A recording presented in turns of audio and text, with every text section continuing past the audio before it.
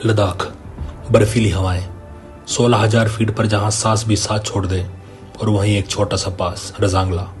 1962 का नवंबर महीना। Indo China tension extreme पर था। बॉर्डर्स पर एक अजीब सा सन्नाटा, पर उस सन्नाटे के पीछे छुपा था तूफान। इंडिया के पास रिसोर्स कम, कम्युनिकेशन वीक और वेदर ब्रूटल, पर फिर भी आखिर कंपनी ऑफ 13 कुमाऊं, सिर्फ 120 जवान, सिर्फ 120 रजांगला को डिफेंड करने खड़ी थी। उनके company commander major Shaitan Singh, एक नाम जो बाद में अमर हो गया। कोल्ड डेजर्ट में रात अंधेरी थी, हवा इतनी तेज कि लगता था जैसे पहाड़ का दिल धड़क रहा हो। सडनली नॉर्थ रीज की तरफ से एक मूवमेंट दिखी। चाइनीज ट्रूप्स हजारों की संख्या में रजांगला को घेरने की तैयारी में थे।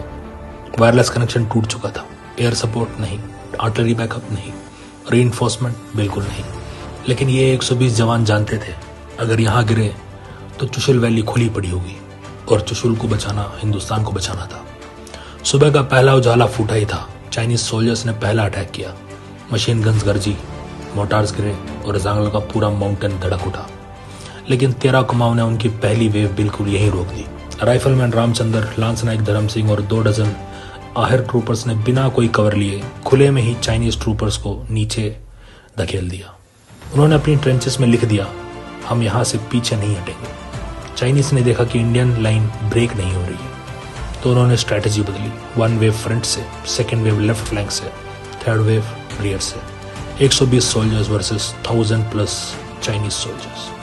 पूरे वैली में सिर्फ गोलियों की आवाज थी। किसी ने कहा, साहब गोली खत्म हो रही है। मेजर शैतान सिंह ने शांति से जवाब दिया, तो पत्थर उठाओ, रजांगला हर हाल में यहीं रुकेगा। जब लेफ्ट फ्लैंक कोलैप्स हुआ, मेजर शैतान सिंह खुद फॉरवर्ड पोस्ट पर पहुंच गए। मशीन गन लगभग जाम हो चुकी थी। एक जवान चिल्लाया, साहब आप खतरे में हो। मेजर ने बस कहा कि जहां मेरे लोग लड़ रहे हों वहां मेरा होना जरूरी है। They fought hand to hand. बर्फ पर लहू की लाल लकीरें बनती जा रही थी। चाइनीज ट्रूप्स ने मोटार से डायरेक्ट हिट किया। मेजर का शरीर खून से भीग गया, पर उनकी आवाज कभी नहीं टूटी। तिलक, धर्म, लास्ट मैन लास्ट राउंड तक लड़ना है। गोलियां खत्म हो चुकी थी। कई सेक्शन में जवान पत्थर, बायनेट और खाली राइफल से लड़ रहे थे। एक ग्रुप हवलदार राम सिंह के अंडर लिटरली ट्रेंचेस के अंदर ही मरते दम तक लड़े। दूसरा ग्रुप मशीन गन पोस्ट में, जहां पूरी प्लाटून की लाशें बैठी हुई पोजीशन में मिली। मतलब जिस स्टांस में वो लड़ रहे थे उसी स्टांस में शहीद हो गए। वो कोई रिट्रीट नहीं था, वो एक इमॉर्टल पोस्चर था। ग्राउंड लिंक पूरी तरह कट हो गया था। कंपनी ऑलमोस्ट वाइप्ड आउट थी। मेजर शैतान सिंह खुद एक रिड्ज के पीछे घायल थे। 2 जवानों ने उन्हें उठाकर पीछे ले आने की कोशिश की, पर उन्होंने मना कर दिया। मुझे छोड़ दो, अगर तुम रुक गए तो कोई नहीं बच पाएगा। और बर्फीली हवा में 16,000 फीट पर मेजर शैतान सिंह का शरीर ठंड से जम गया, पर उनका नाम इतिहास में अमर हो गया। 3 महीने बाद जब रेस्क्यू टीम पहुंची, उन्होंने देखा 120 में से 114 शहीद, 6 घायल हुए पर जिंदा बचे। चाइनीज डेड बॉडीज रजांगला के नीचे हंड्रेड्स में पड़ी थी, और इंडियन सोल्जर्स, उनकी डेड बॉडीज बिल्कुल ट्रेंच पोजीशन में थे। ऐसा लग रहा था जैसे अभी भी गार्ड ड्यूटी पे हैं।